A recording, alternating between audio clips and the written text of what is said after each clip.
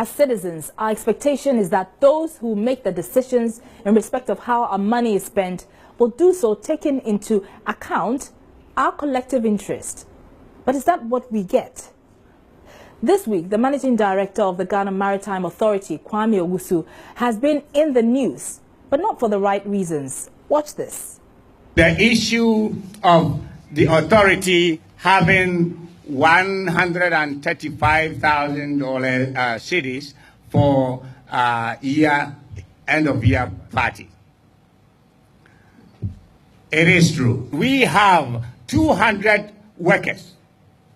We had met and estimated that there will be at least a partner, a child, a girlfriend, or a wife. That will make it 400.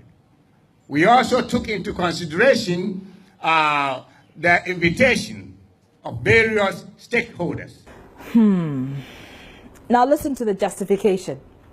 And by the way, the authority was so excited because since its inception, this is the only year that they've had end of year party. So you can imagine.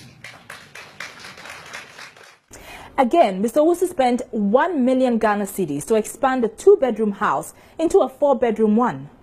1 million Ghana cedis that has been used to renovate a 2-bedroom house for the Director General. Construction period pictures, show them. That's a lot of them. Construction period pictures, the auditors were there day and night taking pictures of construction and then came out the building. And let me tell you, that building is now made out of 4 bedrooms of the main structure, the main house.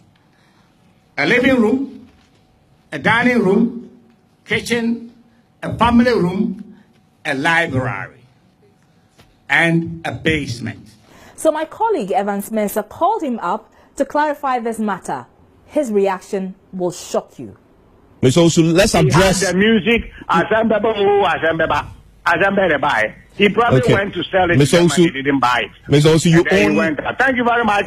Mr. Owusu, ask the question. If you don't want to answer, my question to you: you are in conflict of interest situation because you own a hotel in which you spend monies in from the taxpayers' funds. Well, he's dropped the line there. He doesn't want to address the fundamental questions, and there are lots of fundamental questions. Mr. Owusu's justification of the 135,000 cedis spent on the company's end-of-year party is infuriating. 135,000 Ghana cedis. That money can averagely provide 13 boreholes for deprived communities if you consider that the construction of one borehole costs between 8,000 to 11,000 cedis. Remember that over 10,000 cedis was also spent on a buffet for 17 people. That means 588 cedis was spent on each person, and we're not talking royal cuisine here. I can tell you that here in the Joy Newsroom, when we have a buffet to celebrate colleagues, the cost does not exceed 4,000 cedis. At least 60 people take part in the buffet. Also remember that the Ghana Maritime Authority boss spent 1 million Ghana cedis changing a 2-bedroom house into a 4-bedroom one. Don't forget, Mr. Owusu also justified the 11 air conditioners he uses in his official residence. An issue has been raised with regard to Director General having 11 air conditioners. That I consider mediocrity in a 2-bedroom house. Where would I put them? The places that I listed to you, each one of them to have an air conditioner will be 13. So the 11 is not enough. Some Director Generals have a house allocated to them and have even a separate guest house for entertainment.